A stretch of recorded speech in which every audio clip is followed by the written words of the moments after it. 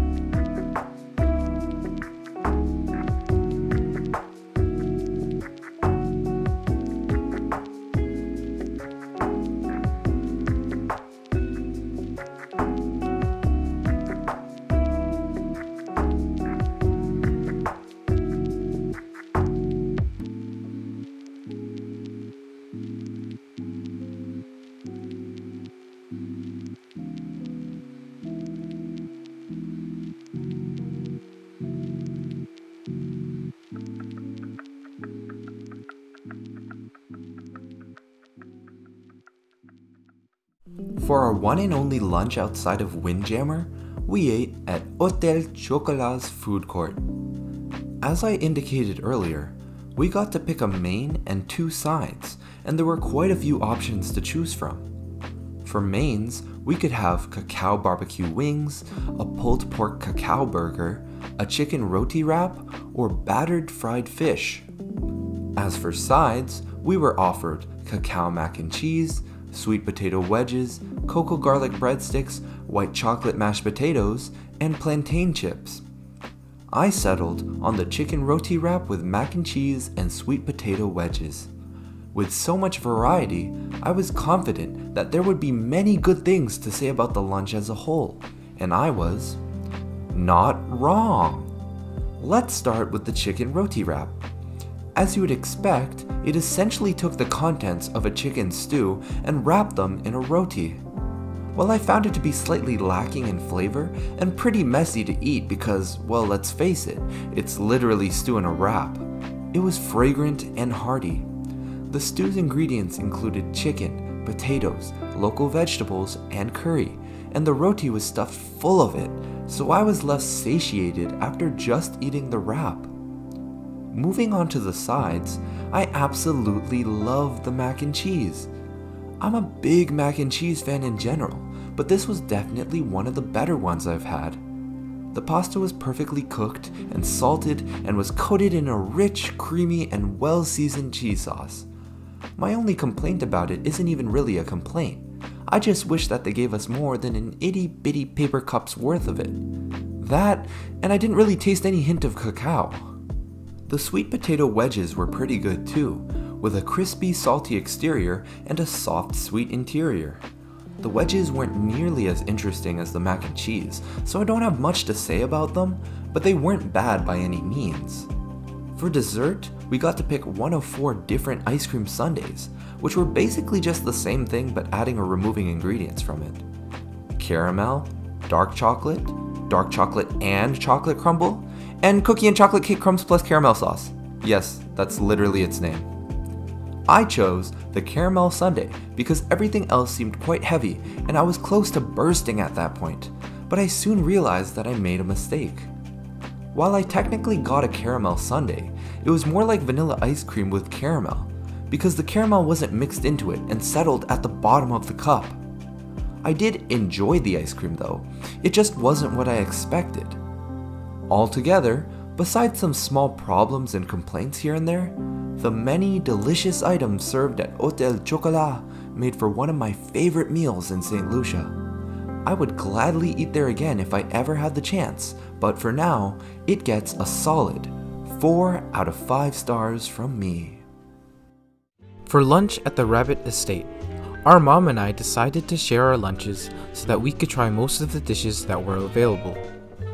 She decided to get mac and cheese, plantain chips, and the chicken wings. I also got the mac and cheese, got sweet potato wedges, and the fried fish. The mac and cheese was served in a side cup with a baked cheese crust on top. It was pretty good mac and cheese, crispy on top and cheesy on the inside. But it definitely could have used a little bit more salt. The wedges were served in a takeout fry box with several large wedges.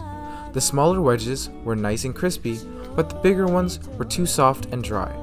The plantain chips were served in another fry box with a good serving of chips. Most of them were nice and crispy and perfectly salted, but others were just hard and stale or lacking salt. The fried fish was served in a fry basket with 2 strips of fried white fish. The breading was light and crispy, and the fish was well seasoned, but it was way too greasy. The chicken wings were served in a fried basket and came with 6 wings, tossed in a barbecue sauce with chocolate. The wings were cooked really well. They were juicy and soft. The barbecue sauce, on the other hand, it was okay. Overall, the food was good, pretty standard, but good. There isn't much to not like about it, but there's also not much to really praise, so this meal gets a 3 out of 5 stars and 13th place in my ranking list. On our 4th night at the resort, we returned to Jammers. Still pretty skeptical about the restaurant because of how disappointing it was last time, I chose to play it safe and pick a dish I had already seen with my own eyes, the Jammer's Beef Burger. Auntie Kelly and Uncle Joel ordered this on day one, and both of them seemed to really enjoy it, so I was just hoping that what I got looked and tasted similar. And yeah, it definitely did. The burger was extremely tasty, with a juicy and thick beef patty, a garlicky and creamy aioli, and the perfect amount of pickles to cut through the richness of the burger but not overpower it with acidity. Almost everything you would expect in a high-quality burger was present in this dish, but almost doesn't quite cut it when it comes to earning my coveted 5-star rating. Unfortunately, and this could just be the bread connoisseur in me talking, the buns for this burger did not do it for me. They were dry, untoasted, unbuttered, and too thick, which ended up really detracting from each bite I took. Because of this, I cannot in good conscience classify the burger as perfect. Oh, and the fries were pretty forgettable, which is kinda ironic because I forgot to mention them until now. Anyways, if it's any consolation, this dish was still more than enough to restore my faith in Jammers. So I'm giving it 4 out of 5 stars. For dinner back at Jammers, I chose the goat stew, a classic Caribbean dish. This dish, like the oxtail and the beef pepper pot, came with fried plantains and rice and peas, even though, again, that's not what it says on the menu, and of course, the bowl of stew. Thankfully, however, I got a much bigger bowl compared to last time. Given how popular this dish is in the Caribbean, I had my expectations for this dish, and they did not disappoint. The goat was super tender and soft, the spices were not too overwhelming, but very aromatic. The sauce was nice and rich, very flavorful. It also came with potatoes, which soaked up the flavor of the stew and were super tender. Overall, this dish was amazing, but with the missing ingredients, I have to give this a 4 out of 5 stars, and place it in 6th place.